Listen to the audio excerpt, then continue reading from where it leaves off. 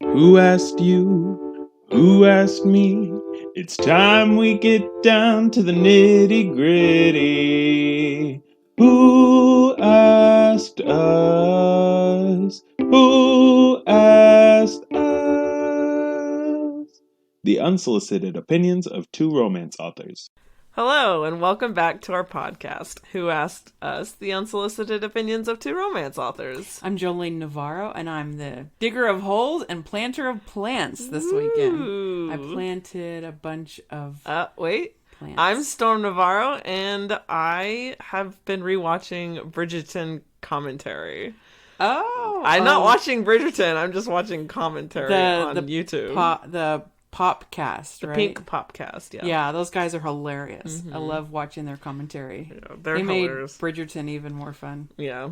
So it's kind of like rewatching Bridgerton, but they're just 15-minute videos. It's kind of like the cheat Sparks. Is that what those Spark Notes? Spark Notes. Yeah. Like, you kind of get the idea of it, but it's fast. Yeah. And we finished watching Zoe's Extraordinary Playlist.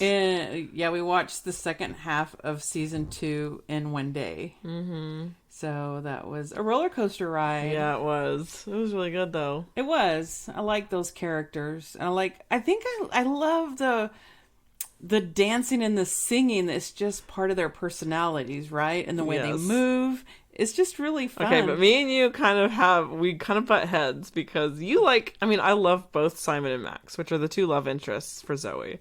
But I much prefer her with Max because to me on the screen they have more chemistry. I love Simon and I think Simon is super sexy and I want to watch him move all day long. And he's a great singer. So I love seeing him. I want him to have a partner that actually appreciates him. Because another thing is that I don't really like her that much. Only sometimes when they redeem her. But right. Very often they use her to be she can be self-centered, but then she always grows from it at the end of the episode, but then she's back to being self-centered at the beginning of the next episode. It's just really Yeah, but the thing with the love triangle, I tend not to really like love triangles because especially when they don't make a decision and they were this one's kind of going back and forth. But I did really like this one because there was something about this where I liked both guys. Yeah. And I liked something about both guys. Well, usually that's what I hate about love triangles is that because I like both of them and I want both of them. And I'm like, I don't know what to choose. Yeah, because you can't have a polyamorous marriage. Both of them. You could. A relationship, not a marriage, because I think it's illegal to be married to more than one person. Well, people do it.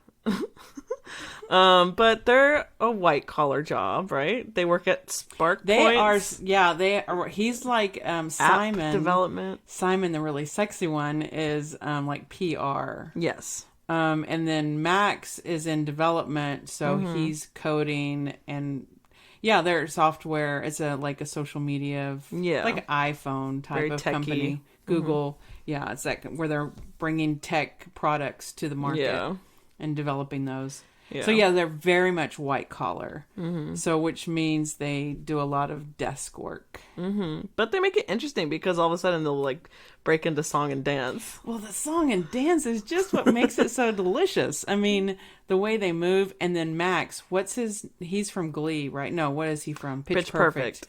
He's just adorable. Yes, and he's I love kind him. of okay looking. He's cute, right? He's adorable. He's so sexy when he dances. But when he starts dancing and singing, it's like he hits another level. Yeah. And it's like where Simon's just he's smooth, just very sexy, Simon, whether he's tossing a football or just being or whatever he's doing.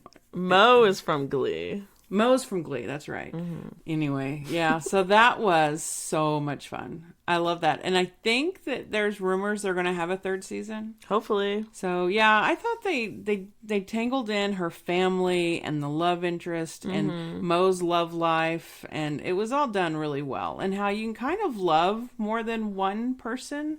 Yeah. I don't know how that feels. I was always, as I was watching that, and I was thinking, because he loved Rose too, or he cared for Rose. That's the girl that he was dating from Rosanna. Rosanna. Well, she went by Rose. Well, now. Right. We had that conversation where it was like he was obviously very attracted to her because right, and he loved Zoe her when he was a could kid. hear his heart song, Right. When he starts singing this sexy song with Rosanna. Right. And I was like, well, she's all of a sudden she's like kind of confused and hurt that he likes someone else. I'm like, well, you can be attracted to someone, but then deep down you are utterly in love with, like, he's obviously very in love with her. He's always been in love with Zoe since he met her. I think since the first day he met her, the first day of the job at work, he was in love with her.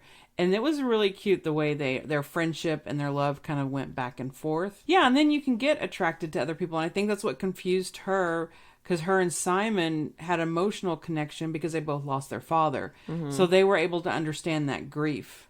Do you think Max would have done anything with Rosanna if Zoe hadn't said anything?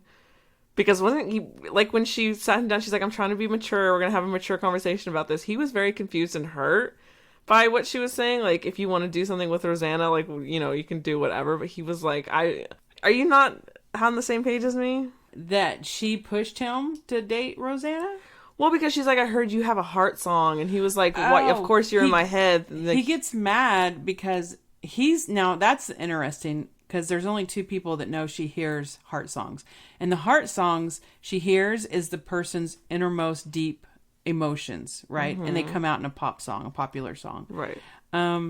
So she hears these, and I think Max would get upset because he doesn't even know how he feels about something. Right. But she's telling him, this is how you're feeling because you're singing this song. Which is part of her problem, is because she's listening to the songs and then, like, just making assumptions like, oh, this must be how he feels. Well, and then when she went to that medium, and because she's a very analytical, she's a programmer, right? Yes. So she's about numbers, she's a problem solver. Yes. She doesn't really connect to people emotionally. Right. So, I mean, she's a nice person, but she gets so involved in her own head, she's not aware of what other people are thinking or feeling. Right? Which I think sometimes is the reason we don't really like her. Yeah. Which makes her a good character to write, because she has character development because of the character flaws.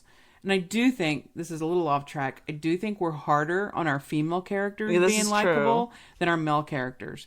Our male character can be a total a-hole. This is true. And if you have one little thing, like he saves the cat, or he does one little nice thing, you're like, but he's so sweet. Right? This is true. The woman, she has a little bit of a bitch side, or she falls into a trap of being a little selfish. Yeah. And we're like, she's so unlikable. I know. Why does he want to be with her? I had this conversation with my friend Nicole because I was telling her, I was like, oh, I don't like one of the movie franchises, and it was the female character. I was like, oh, I don't like, she's kind of annoying. She's like, well, the male characters do that. And I was like, she's right. I was like, the male characters are assholes. A TV series or no, I think it was movies. What is it? Because it'd be really annoying if I heard this and I don't know which movie you're talking about. I think it was the Marvel movies. The thing is that I don't want to, because people miss the Captain Marvel movie. And I don't want to say on the podcast, I hate the Captain Marvel movie. I went back and watched it. I don't actually hate it. I think in my head, I don't like Brie Larson that much as the actress. But so in my head, say things that people might be a little offended. in my head. Well, look. After having the conversation with Nicole, I went back and watched Captain Marvel, and I was like, oh, it actually is a really good movie.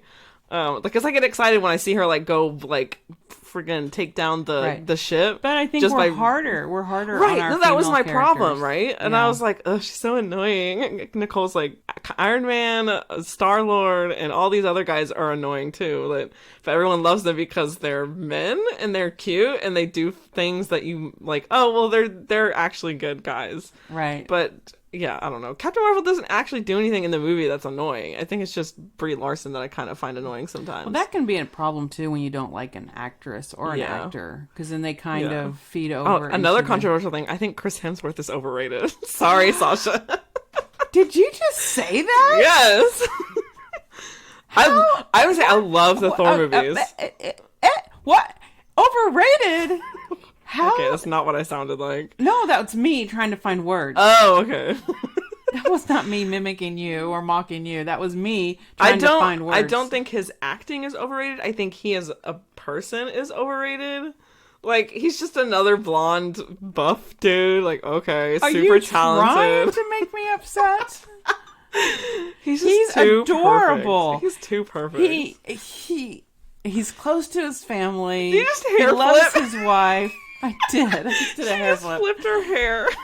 I mean, the pictures of him carrying his children around, they've made the decision to raise their children in Australia because they want to keep them grounded. Do you gush over his wife carrying their children? I've never seen a picture of his wife carrying the children. No, but that's that's the same thing. I mean, it is. It's the really same. When a guy does it, we're think you actually made that point at another other yes, podcast. I have another post. We've like when an actress is out pushing her children around or working with her children, we're like, eh. But when the guy does it, we're like, oh my gosh, heart flutters. Right. Yeah. But, because it always annoys me when people assume that it's a special event when a dad takes care of his children. Right.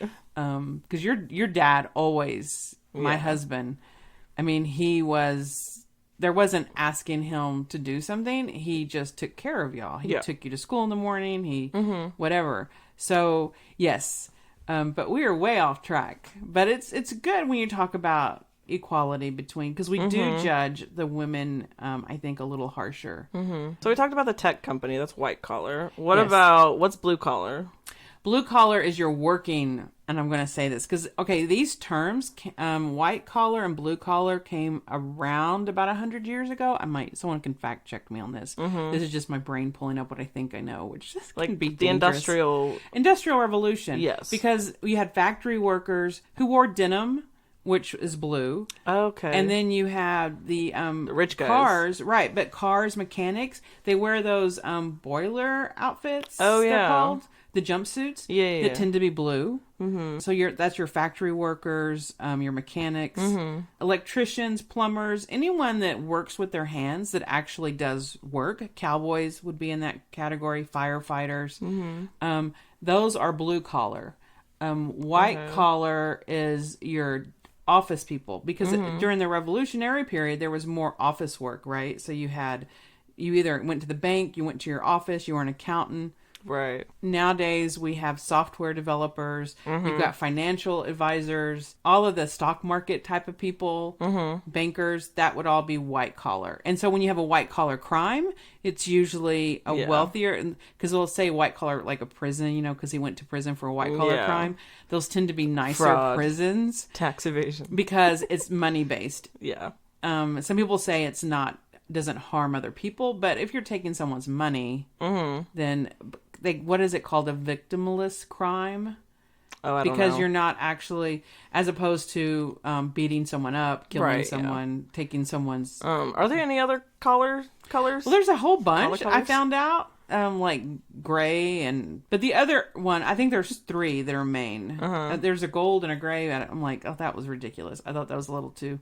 But the white and the blue are the traditional classic ones. And then in the 70s, they added the pink. And the pink is historically women's jobs, like nursing, teaching, childcare. Oh. But now in modern times, you see a gender fluidity in that. Social workers, teachers, you see a lot of men in those positions. Yeah. So they're considered service or care industry, where you're actually taking care of people. Male nurses are always kind of buff. I wouldn't say always. Always is a hard word to Almost use. always. But yeah. A lot of the times. Yeah, they can be. What's the movie where he's a nurse? Oh, Meet the Fockers. Oh, is it? Oh, yeah. Because they give him a hard time because I think they're doctors or lawyers or something like that. And they're like, why don't you just become a doctor? And he's like, I want to be a nurse. I really want to take care of people. That's a good movie. Yeah. So it's one of the things he struggles with her family feeling. So what's your favorite to read in a book? Like your favorite hero? Does your hero need to be blue collar, white collar? Well, first of all, if they're well written, right? True. But I tend to find that I'm drawn toward, and this is when I posted the question on Facebook, a lot of people like relatable characters. So they like the blue collar because that's the people they know in their life. That's the ones you meet on the street, the hardworking. Not that white collars are not hardworking. Well, the white collar thing is the fantasy. Super fantasy. You usually take worst ever, but the first thing that comes to mind is 50 Shades of Grey. Oh, the rich guy that's going to take care of everything for you. He's white collar. Yeah. Unhealthy relationship example, though. Yeah. We won't even talk about that. There's a lot of things wrong with that one. But yeah, I mean, on my Facebook, like Jane Casey said, blue or pink. more relatable, right? They seem more real to her. And then a lot of people said they hadn't really thought about it. They like a good story. They like an underdog. They didn't really thought about the occupation. Okay. Someone said she admitted that she prefers her heroes to be blue collar and the women to be pink. Yeah, caregivers. So she's just admitted that. Kind of like the nanny story. Yes, nanny stories are really popular, and he's usually now I have a nanny story, and he's a police officer. Is that what's police? That would be blue collar. Blue collar, yeah. But there's a lot of the nanny stories. He's like owns a business, runs a business. Construction workers, anyone that actually works in construction or building, they are blue collars. Where your engineer would be white collar. Architects, engineers, white collar. That makes sense. The one that does the work and the one that designs the work. Yeah. Someone else said that the cowboy or military men, so blue collar. I do like cowboys. I do like a cowboy story. And the thing is, cowboys a lot of times have other jobs too, and they're usually blue collar. Yeah. Construction or police officer. I think a lot of my cowboys are police. Well, I have one that was a pastor. Ooh, what would a pastor be? Blue collar or white collar? That's a good question. Maybe And pink. I was going to ask you, what about artists? Because I've been drawing a lot. Okay, so this is where they start listing all those other ones, like a gray. They say gray collar for like artist, and because I was trying to figure out what a professional athlete, because I have a friend who loves hockey player books. If you tell her there's a hockey player in the book, she buys it. Scientists? Scientist would be white collar. But what if they're like biological scientists that go out and do field work? Well, if they're doing research, they're still, you think of the white lab coat they have. So they would. So your marine biologist in your story would be a white collar? I guess he would, because he's running a foundation, so he has to do a lot. Now he has people that do a lot of the field work for him. Okay. What about your girl that did the sanctuary, the animal sanctuary? That is. See, I'm just curious. I'm not like trying to confuse you. I'm actually curious. No, you're not confusing me. I'm like, so hers, because if you're administration, you would be white collar. Okay. If you were a worker, you're blue collar. But she didn't make a lot of money though. So she had to be the administrator and the worker. So even if you're doing like a nonprofit and it's now not... she's okay. So the pink is where it comes in as a care or service. Okay. So that might be care or service. So like animal care. Yeah. That's a good point. Yeah. If they're like a veterinarian assistant. We're not the experts. So if you guys know or are curious and want to look it up for us, let us know. Yeah. The one that I'm a little confused about is the professional athlete. Oh. Yeah. Yeah. Because they physically are as working. Entertainment. What about like actors and artists? Artist. Yeah, I guess that's where I was making fun of all the other colors. This is the reason all the other colors came in. But why do we have this insatiable need to label and box everything in? Because as human beings, we want to understand things. I mean, back in like before what was that anything, people made up like gods and stuff to explain natural phenomenon. Right. Because they didn't understand and they wanted to understand. So they put a label on it and they made stories about it. Well, and historically, white collar are your money-making men. Yes. And blue collar don't make as much money and don't have as much education. Well, we're breaking those stereotypes. Right, because, I mean, there are now electricians and plumbers. Well, there are trade schools for those type of things. But they can make more money than some of your entry-level white collar. Yes. Your data processing. Yeah. So it's now, I mean, there's stereotypes. What were we watching? 911 Lone Star. And Judd is the Texan, the big Texan firefighter. And his wife is black. And when they did some flashbacks to their early, and they have like this incredible marriage.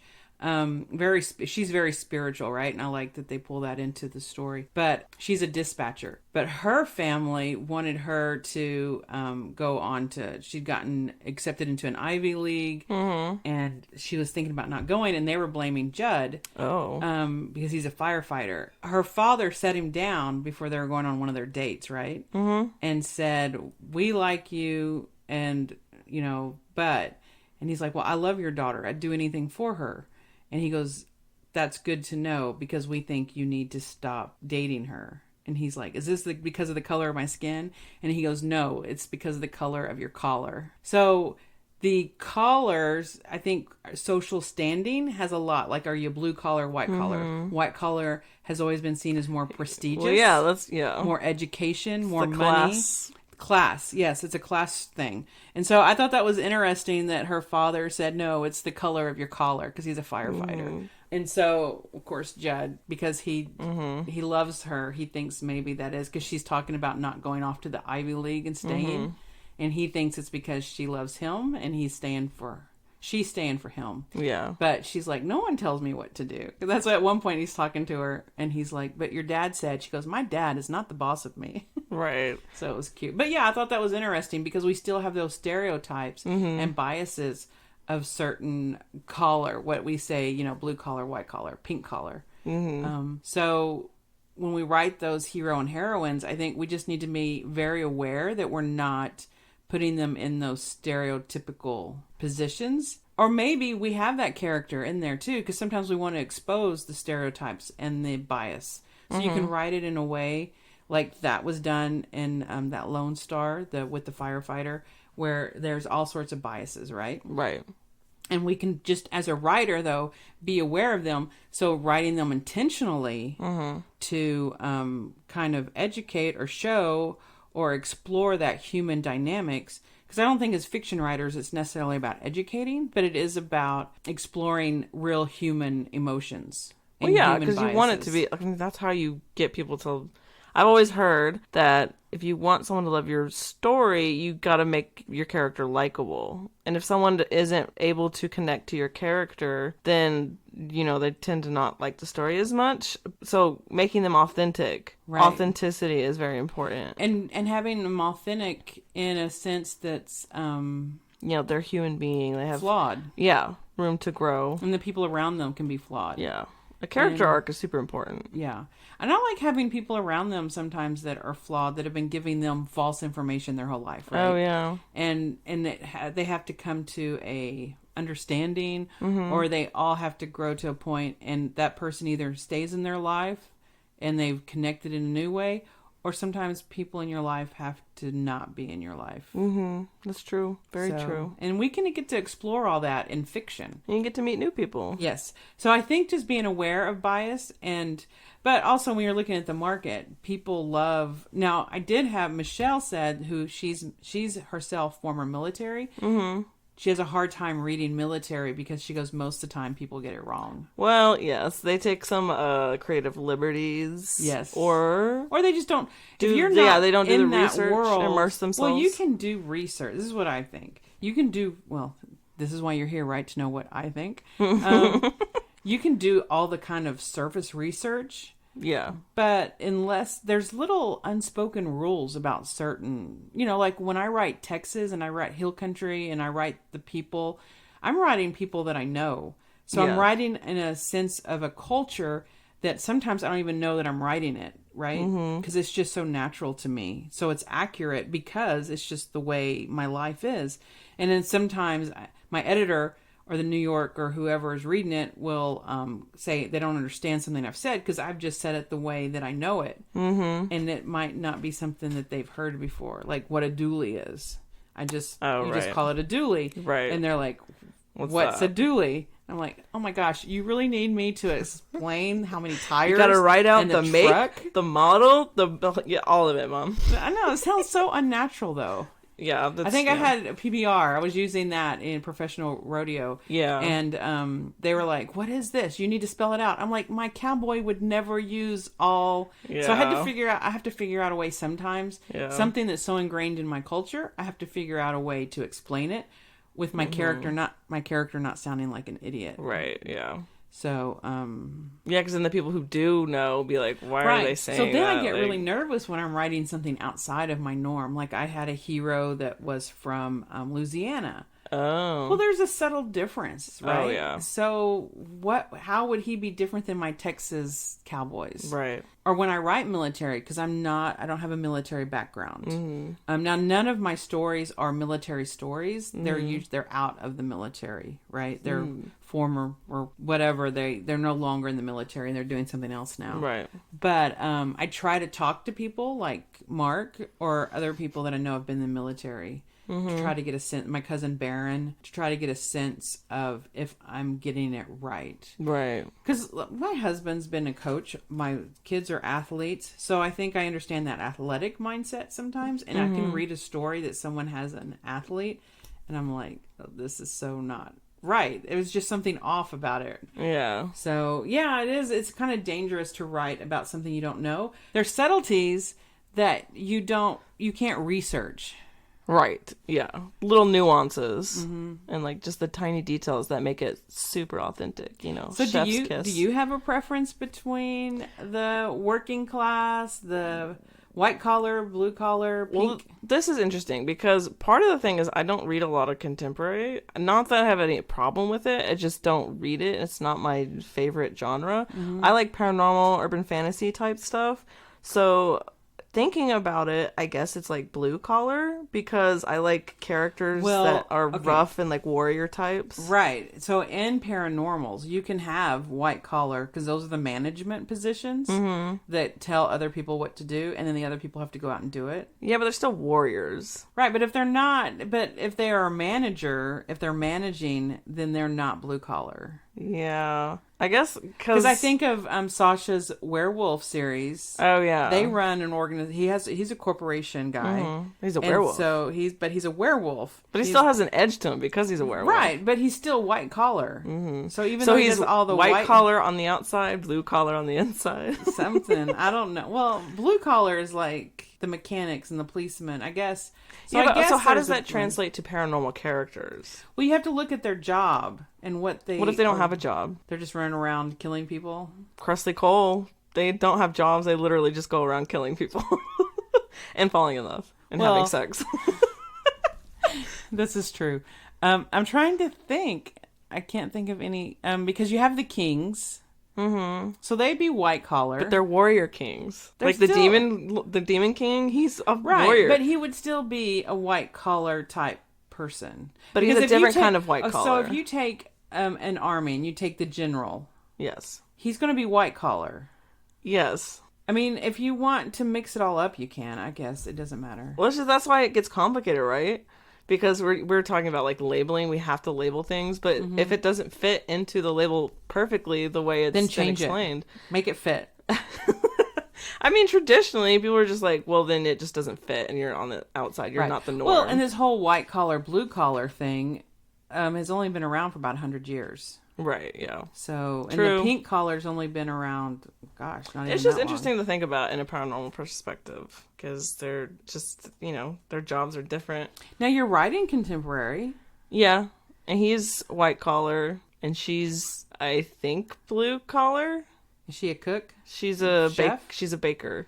Baker? That would make her blue collar. She works with her hands. Yeah. But he grew up working with his hands, like doing odd jobs because he had to provide for his siblings. He was basically raising his siblings so he did, like, after his parents were deported. Yeah. Because a lot of my kids do construction work. And my kids at school. Yeah. So I have a white collar, blue collar sort of mix. Yeah, I'd say most of mine are blue collar and pink. The one I'm planning to do a sequel is his sister, and she's a dancer, and the love interest, he's a musician. Oh, so they're both creatives. So that's that whole gray collar thing. But he's working as a bartender. Serving. Is that blue collar or pink I think collar?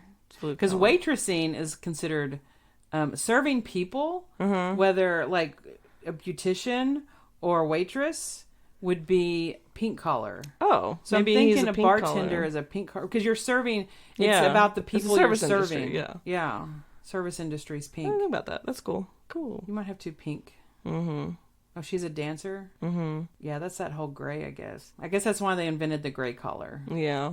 But most people, like, okay, so like, we're going to put you here. Right. We need a place for you. It was interesting because in my blog post, I asked about if people preferred a white collar, blue collar, or a pink collar hero heroine. And people are asking me, what's a pink collar? Right. So it's a term that we invented in the 70s, but it's kind not of mainstay. Right. Where white and blue are like, yeah. I mean, everyone knows what those are. That's in our culture, has been since the turn of the century. Since the dawn of time. Yeah. Well, the turn of the century, not the dawn of time. I was just joking. No. I was exaggerating. Yeah. No, it had to do with... I mean, the cavemen, they had workers and gatherers.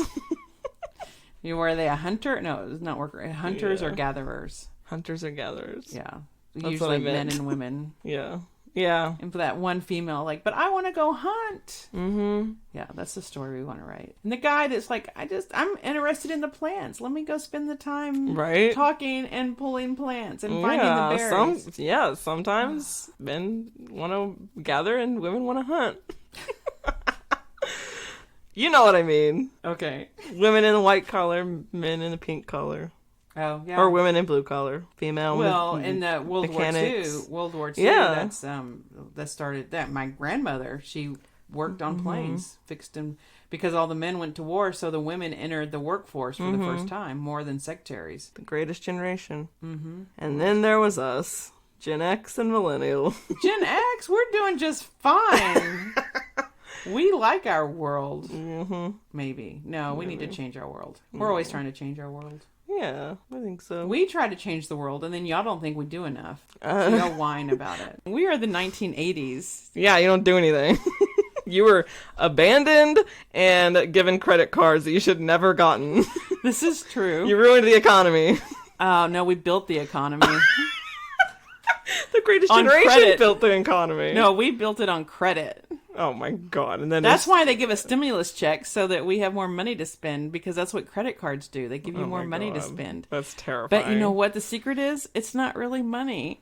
Yeah, it's just ones and zeros.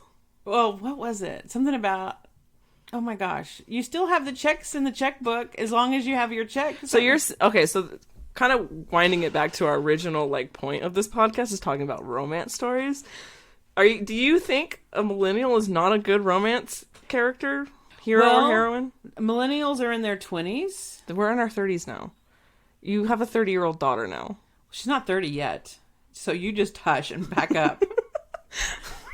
Just saying. So they're well, okay, so most of my characters, I think part of the problem is y'all think we're still teenagers.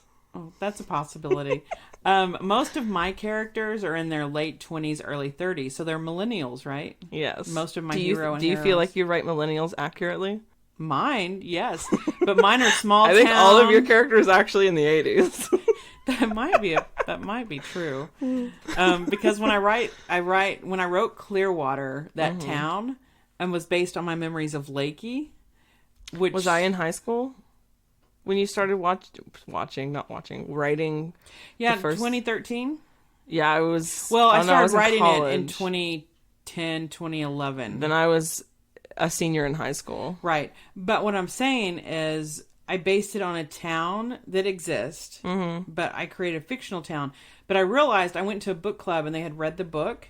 And I realized I had written it not as the town currently is, but from my memories as a child. That's funny. So, like Second Crossing, they're like, oh, we know where Second Crossing is, but you described it a little differently. I'm like, because that Second Crossing, because rivers and creeks change over time. You know, floods come through. If you think about it, so your characters, when you wrote the first book, were like in their 30s?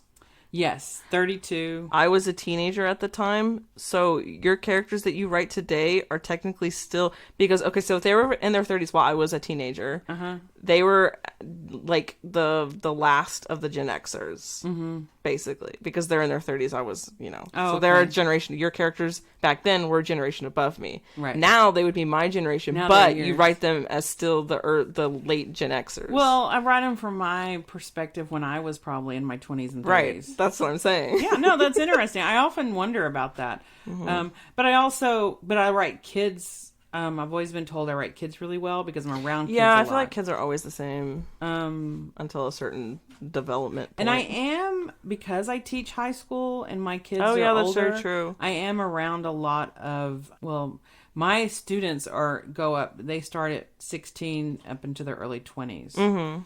So, but yeah, I do wonder about that as I write my characters, because I think of, I forget my characters are now, some of my characters are younger than my oldest children. And I was like, that's weird.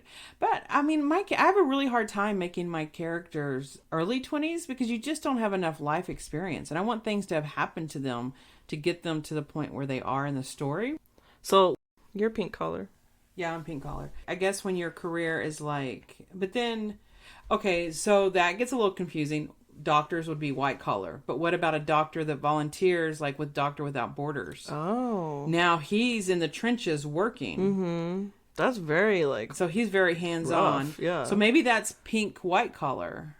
Mm-hmm. That'd be cool. Yeah. Pink with white stripes. See, the more we try to divide things up, the more complicated it gets. Mm-hmm. So let's not say white, blue, or pink collar. Let's just say, I don't know. Great people. But I think marketing wise, there's certain you do have to kind of work for the certain markets. Yeah. So I think as a writer, if you're making it as a career, and it goes into tropes, and certain tropes are hot at certain times. Yes. So if you have like the billionaire, the tycoon, the oil baron, whatever, right?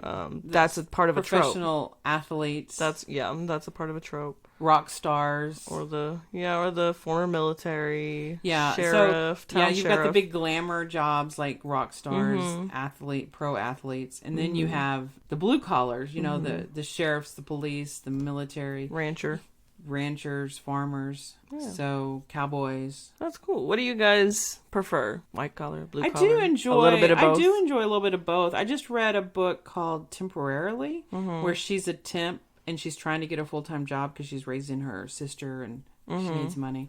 So she's doing temp jobs. And he's like one of the owners of this corporation. It's based in Australia, but they've got a branch in New York. So it's a very much office-based job, right? So that's all white collar. They're both white collar. But the dynamics was really good. Normally, I would say I'm not drawn to white collar, but then I read a book like that, and I'm like, oh, I liked that. That was really good. The dynamics in the office. What, The Hating Game? That was an office. They were both administrative assistants. That's cool. And that was hilarious and really well done. I liked that one. Awesome. I don't think I liked the ending. I thought the ending was weird. But... Well, I have a quote for the day. Yay! And it's actually pretty good. It says, "Judge a man by his questions rather than his answers." Or woman. Or the color of his collar. Or the color of his collar. No, don't judge him by the color of his collar. That's what I'm saying. Repeat that. Judge a man by his questions rather than the color of his collar. Yes. Good.